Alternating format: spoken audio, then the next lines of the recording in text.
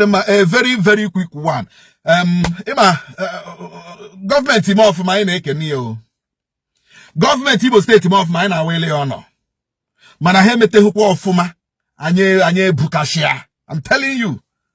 Personally, government Igbo state, onwebe metro fuma, agabe ekele, si omele. Ihona ihe amege here.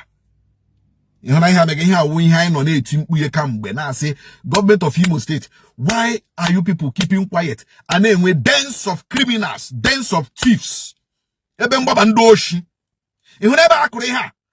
Even, awuru na nde akuria, mere investigation very well. Hage butecha, ma television on them mado, ma generator on them mado, ma bobo tibo them mado. Onwe hage bute here because hazuo shane is na Douglas haba beba je park ya. Ebe na hiha now.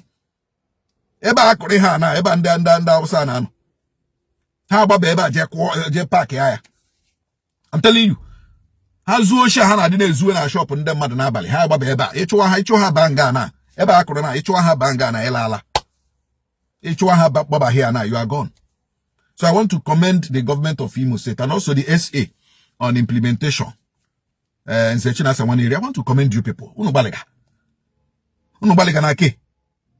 Unubaliga na ke. Ikwage ishoku. Onwe bunu na abaliga haga makwapu unu. But ihuna nke unu kuro now. This is perfect. This is perfect. Let's get rid of criminals from Imo State. Let's get rid of Ndoshi Ndia Mando Mekome na state Imo. Ebe mbaba Ndoshi. There are other places too. You know, ebe Coca-Cola bus stop. Side Coca-Cola bus stop. That side. Don't want to there are more than 200 nothing as if been an uncompleted building. I'm going to those areas. Eba have all their own another Amausa. We have a lot of Amausa in Imo. Eba akuri ha number 1 odro da now. Ukwa Amausa. Enwura Amausa keno na Douglas. Enwura Amausa keno na Coca-Cola bus stop. Ebe neke ebe rete here. Enwura Amausa keno ebe poli. Ebe cluster. Enwura Amausa kanku Imo State. Eba ola hagra he hige. And ebe ga hage hige one completed building. They will take it over. They will extend. They begin to extend. Now roll makeshift.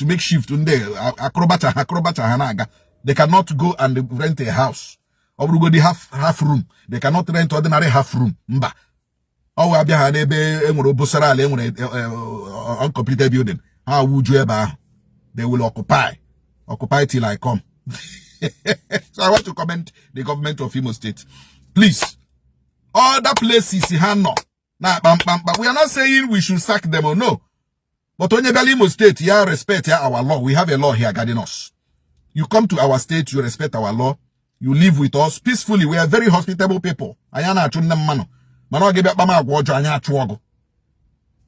we want to commend the government of Imo State for this. And when other Amaosas, and when Imo, find them out. Find out what they are doing there.